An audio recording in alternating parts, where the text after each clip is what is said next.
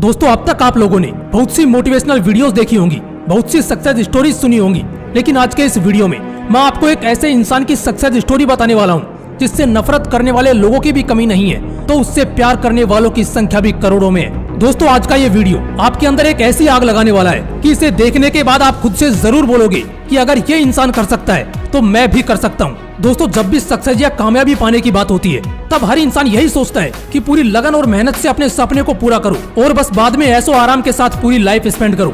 लेकिन आज की इस वीडियो में मैं आपको एक ऐसे शख्सियत की जीवन गाथा से रूबरू करवाऊंगा जिसने बताया कि किसी भी इंसान की लाइफ बस उसे सक्सेस मिलने तक की नहीं होती, बल्कि उसकी असली कहानी तो कामयाबी मिलने के बाद शुरू होती है। ये ऐसी शख्सियत है जिसने कोई बहुत बड़ा रोमांटिक सीन किए बिना ही सबसे बड़े रोमांटिक स्टार का खिताब अपने नाम कर लिया। ये ऐसा बंदा है जिसने अपने हाजिर जवाबी दिमाग से बड़े बड़े लोगों के मुंह बंद करवाए।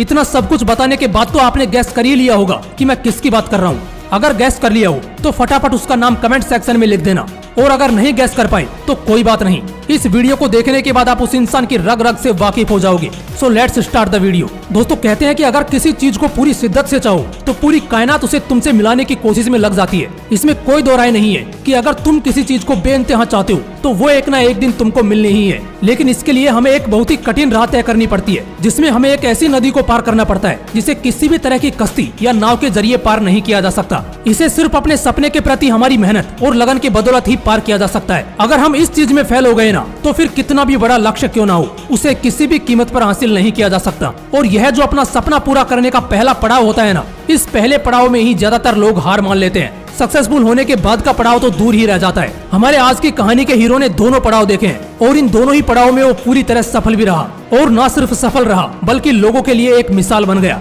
दोस्तों, ये कहानी शुरू होती है 2 नवंबर 1965 को, जब देश की राजधानी दिल्ली के एक मिडिल क्लास फैमिली में एक लड़के का जन्म होता है। ये लड़का बचपन से ही एक टैलेंटेड होनहार स्टूडेंट था। ये पढ़ाई के साथ साथ स्पोर्ट्स में भी टैलेंट से भरपूर था। स्पोर्ट में तो ये इतना बेहतरीन था कि अपने स्कूल के सबसे बेस्ट प्लेयर का अवार्ड इसने अपने नाम किया था। इसने मन ही मन ठान लिया था कि करियर बनाना है तो स्पोर्ट्स में ही बनाना है। इस सपने को पूरा करने के लिए वो रोज कड़ी मेहनत करने लगा। उसे दिन रात सोते जागते बस एक ही सपना आता कि वो एक बहुत बड़ा स्पोर्ट प्लेयर बन गया है। लेकिन एक दिन उसके इस सपने पर पानी फिर गया जब प्रैक्टिस करते वक्त उसको बुरी तरह चोट लगी। यह चोट इतनी बड़ी थी कि वह फिर कभी स्पोर्ट में वापसी नहीं कर सकता था। दोस्तों, दुनिया में हर इंसान की लाइफ में एक ऐसा मोड़ आता है जब लगता है कि सब कुछ तबाह हो गया है, और इसी मोड़ पर ज्यादातर लोग हार मान लेते हैं। लेकिन हमारे हीरो में कुछ खास बात थी। जिंदगी से इतनी बड़ी ठोकर खाने के बावजूद वो रुका नहीं। उसने खुद के अंदर छिपे दूसरे हिडन टैलेंट को खोजना शुरू किया और उसे इसमें कामयाबी मिल भी गई। उसने खुद में पाया कि वो एक रियल लाइफ हीरो जरूर बन सकता है, मतलब फिल्मों की दुनिया में अपना करियर बना सकता है। इस सपने को हकीकत बनाने के लिए उसने थिएटर ज्वाइन किए और इतनी मेहनत की कि वहाँ उसके टैलेंट का जादू सिर चढ़ के बोलने लगा। लेकिन इसी बीच उसके पिता की मौत हो गई और उस वक्त उसकी उम्र थी मात्र 16 साल। जरा सोचो, एक 16 साल का लड़का जिसका बाप मर गया हो, वो आगे अपनी जिंदगी में क्या एक्सपेक्ट करेगा। दोस्तों, सफलता की रेस में जिंदगी बीच बीच में ऐसे हथौड़े मारती है कि उनकी चोट सह पाना बहुत मुश्किल हो जाता है। उसके पिता की मौत भी ठीक उसके लिए उस हथौड़े की चोट की तरह थी, जिसे सह पाना बहुत मुश्किल था। इस घटना से वो कुछ समय के लिए सहम गया क्योंकि वो अपने पिता के बहुत ज्यादा करीब था। उसके माँ बाप उसके लिए भगवान से भी बढ़कर थे। लेकिन पिता की मौत के बावजूद उसने हार नहीं मानी।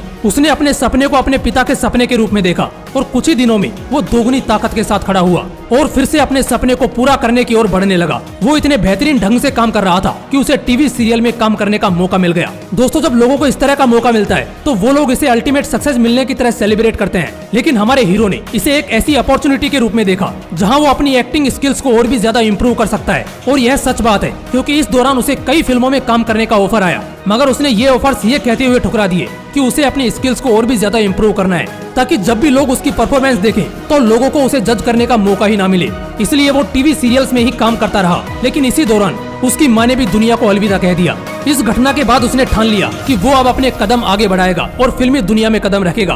और फाइनली वो फिल्मी दुनिया में कदम रखने के लिए बॉम्बे रवाना हो गया। साल 1991 में उसने एक एक्टर के तौर पर अपने फिल्मी करियर की शुरुआत की। वो शुरुआती समय में ही काफी हद तक अपनी छाप छोड़ने में कामयाब रहा। एक हीरो के तौर पर छोटी मोटी कामयाबी हासिल करने के बाद उसने कई फिल्मों में एंटी हीरो के तौर पर काम किया और फिर साल 1993 में उसकी फिल्म आई बाजीगर। इससे भी वो लोगों का मन जीतने में कामयाब रहा। एक हीरो के तौर पर तो उसने कई अवार्ड जीते, मगर एक विलन के रूप में भी उसने कई अवार्ड्स अपने नाम कर लिए। ये उन चुनिंदा लोगों में से एक था जिसने हीरो और विलन दोनों ही किरदारों से लोगों के मन में जगह बनाई हो। ये तो बस शुरुआत का समय था और शुरुआती समय में ही इसने इतना कुछ हासिल कर लिया। लेकिन इसकी जिंदगी का असली टर्निंग पॉइंट तो साल 1995 में आया, जब इसकी फिल्म दिलवाले दुल्हनिया ले जाएंगे रिलीज हुई। इस फिल्म ने ऐसे ऐसे रिकॉर्ड तोड़े और बनाए जो आज भी मजबूती से बने हुए हैं। दोस्तों, इस फिल्म की गिनती आज भी इंडियन फिल्म इंडस्ट्री की सबसे बेहतरीन और सबसे ज्यादा कमाई करने वाली फिल्मों में की जाती है। इस फिल्म ने हमारे हीरो को इंडिया के रोमांस किंग की उपाधि दिलाई। यहाँ तक कि इनका comparison the great Dilip Kumar से किया जाने लगा। इतनी बड़ी सफलता के बावजूद आगे का समय कठिनाइयों से भरा रहा।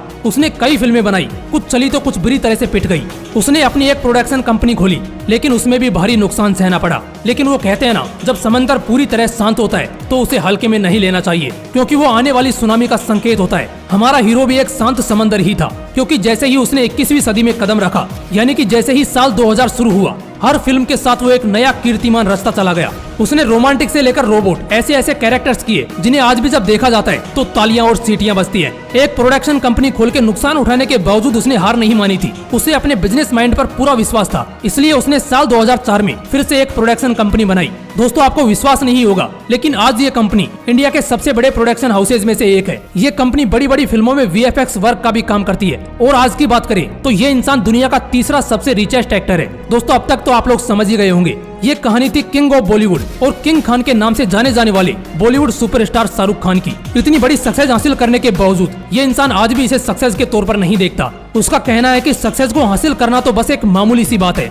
असली परीक्षा तो सक्सेस को अचीव करने के बाद उस सक्सेस को बनाए रखना है। खुद ही सोचो यार, जो इंसान जीरो से उठकर दुनिया का सबसे धनी हीरो बन सकता है, तो तुम क्यों नहीं। इसलिए खुद पर विश्वास रखो, खुद की क्षमताओं पर विश्वास रखो, फिर देखना आप एक दिन जरूर कामयाब हो जाओगे। अगर वीडियो अच्छा लगा तो इसे अपने दोस्तों के साथ जरूर शेयर करना। और अगर अभी तक आपने मोटिवेशनल विंग्स को सब्सक्राइब नहीं किया है तो ऐसे ही पावरफुल मोटिवेशनल वीडियोस के लिए इसे सब्सक्राइब करके बेल आइकन जरूर दबा लेना। फिर मिलते हैं नेक्स्ट वीडियो में एक नए मोटिवेशन के साथ। जय हिंद, वंदे मातरम।